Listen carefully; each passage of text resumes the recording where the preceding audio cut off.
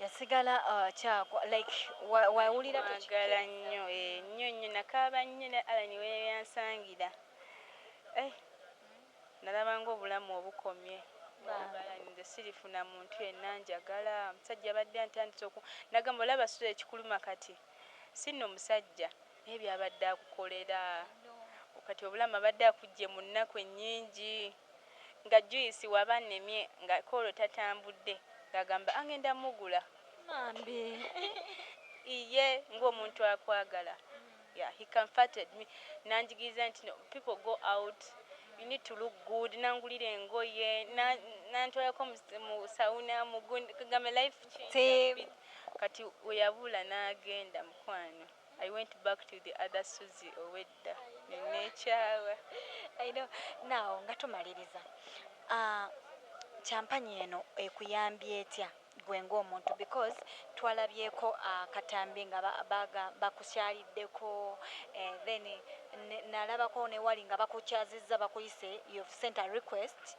nojja and then oyina akantu kewayogera n'ogamba nti abantu ekyali kusinga okukulumanga ng'abantu bakustigmatizinga nga bakugamba Joyce oyo alimu omusaayi this and this what really happened ebyo byombiyiseemu bingi olaba okuvaayo kuno okwogera n'abantu lwaki batya okweyogerako judgment ey'abantu abantu tebali willing to be understanding kyobala oli asirika waakiri obutava kujjayo kyamaki kuba oli ajja kujajingira obwereere so nayejjukira Alan already yali yampa platform yes abantu bantegeera butambi nga buba butambula so ne customer yalinga atamanyi nga bwakagwako ku TikTok ezajja zino ze basalamu clips ng'ategeera kati abayaye nabatuukangamu era nga wonsanze nti mbadde nveeyo wansi mubyaya yagamba omubuuza lwaki tokyangulako n'agamba mwana aŋŋamba walwala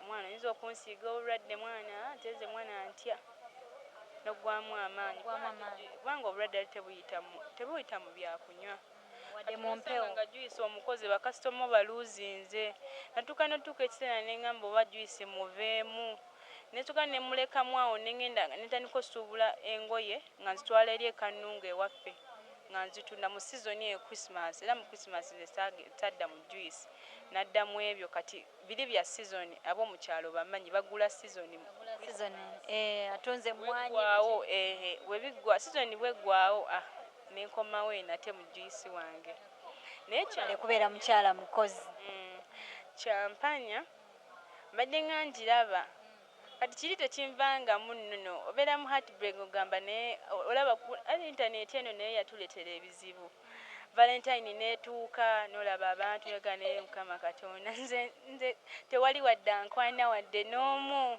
I swear nga gwe obulamu wabuvaako ebintu ebimu wabivako I just come and netambuza Joyce omala okutambuza neŋŋenda ewaka nga bwe bulamu the only place maybe where I go and find peace of mind is church. I'm a church goer nze ngenda nnyo mu church nga wengenda nensanga essanyu notuyimba ndi mulokole kati nobeera ng'olaba ng'obulamu obuliwo but when it comes to other things when you go back to your place or when you be alone so this champanya I used to see the sad stories batandika oleeta the sad story nga ovudde ku vibe gye bateekawo netangola sad stories abantu banyumya laavu gye yabatuusa nange neŋŋamba kale nange nayagala taata wa Bujju nga namwagala nemwagala nga n'akasente kenkola mu Joyce nga nkakwata nenkamuteekamu naye nansasula bw'ati nayonoona obulamu bwange bwonna kati I think I got enticed because of the sad stories they used to say neŋŋamba I think nange kambulire bano abantu oyinza obeerayo omuntu n'ayiga n'abaako kyayiga ali awo omuyinza osanga omuntu nga oli mukabira omusajja naye nga n'omusajja agwokaba Katonda akuwonyeza buwonya naye nga gwe tokimanyi yes so there's a reason for everything Katonda akulaga red flags nyingi mu relationship gy'olimu gy'olagamu naye nga gwe tobiraba obikiddwa love gwowoza love naye nga love eyo egenda kukostinga a lot all your life yes so I was neŋŋamba njagendako ku champagne in fact ogenda champagne naye just njagala kwogera about HIV and maybe save someone out there. Yeah. Kati when I that I don't know, it turned out to be different ate. When I spoke out my wound, then I told them how I'm surviving. Ngiri jemberamu ntunda juice nga ndekalera bampagire. I know. Tunda juice naye mutambuza butambuza. Sina fridge at the moment. Kozesa ice. Ngula ice wali ne muteka mu bucket ne teka mu budomola bwange. Kati naye kikolaawo naye kati ekyenviiri awo. Ne oli nampa advice nangamba olaba abantu bajja kugulako. Bajja kunywa juice. Nga bakimanyi. Enviiri zifuumuukiramu. Okulabika obulungi olabika bulungi, oyogera bulungi naye olina okukiaddingamu something else. Naye ate oyo omusajja yali ampaddewo nga nsasula $20 omwezi. Bambi. Nga nsobola okugadda lunaku nnyinza otunda obudomola bwange busatu ne mmanya nti ndabika bulungi, nguze ekizigo ate nsasudde ne rent ate nga tebamenya ayinga mpadde obuwi. Yes. Okay. So when I came to Champagne, that's when Bruno K era omulimu Bruno K gwe yankoledde jjo. Nice simanyi nakumanya. Sebase nakwebaka. Bambi. Iye Bruno yazze natugenda nangamba soko ndagaba yaye bali abakunyooma gye tuba tusookera.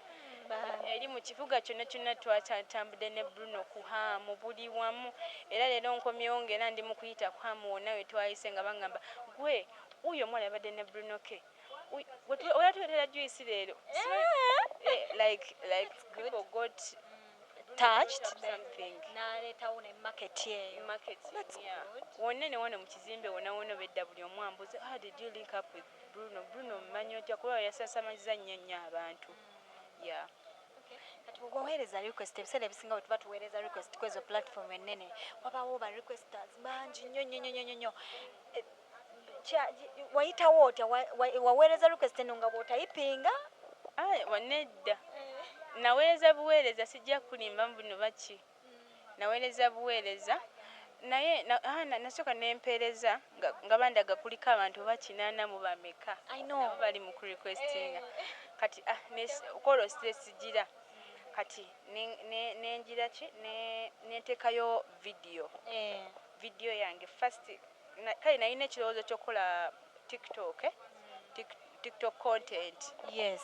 I did TikTok. I started TikTok like today. The next day nengenda ku Champagne.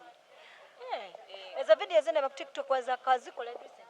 Eno esemba eno gye nakola eyatambula ennyo. Endala zibadde tezitambulanga ziraba abantu babiri. Like ne waliwo eno andikulage wano. Eno. Tekwedata. Eri mu mitwalo 3. Wow. Najikola 5 things people should do. Abantu 5 things HIV people should do. Nenjikola najikola leero netambula nnyo nentya n'okutya ne mukwano gwange owoku TikTok yangamba leeta TikTok account yo tugenda teekayo no video najinteerayo kati simanyi kiki yakola ku account nangamba waliwo byenkyusiza ugundi yo ina byenkyusizaawo nenze saakitwala serious kati nze nankwata ate nno yankwatiza na video yankwatiza na simu ye yankwatiza na simu ye kati nagiteekayo yagiteekayo bwati nalaba etambudde kati awo ne Bruno Koba yagirabira fanda simanyi. The next day nalaba bangamba Suzy ogenda kujja ku Champagne tonight twagala ojje. Era ngamba ogenda beera first gundi bwogenda osooka first guest manyi byakusaaga era najja ku Champagne nali ndyawo ngetandise akatandika bati Bruno nagamba nino omuntu genjagala okuleeta wano nga wuyantaddeko. So Champagne has done good. Yeah, so far. Okay, I can't really say sinagula bintu ebimu ebisinga naye nga at least it is a good start for me. I will be able to buy a deep freezer. That's good. Yes, that one I'm very sure ekyo ngenda gigula eyo with Champagne. Then I also buy a good blender kuba ne blend ebadde entawaanya mpozi ekifo nino kikyusa kuba Bruno yakirabye n'agamba wano si walungi. Nange ngenda kuwaayo 10 eza sukaali neyanziza nnyo. kiro 10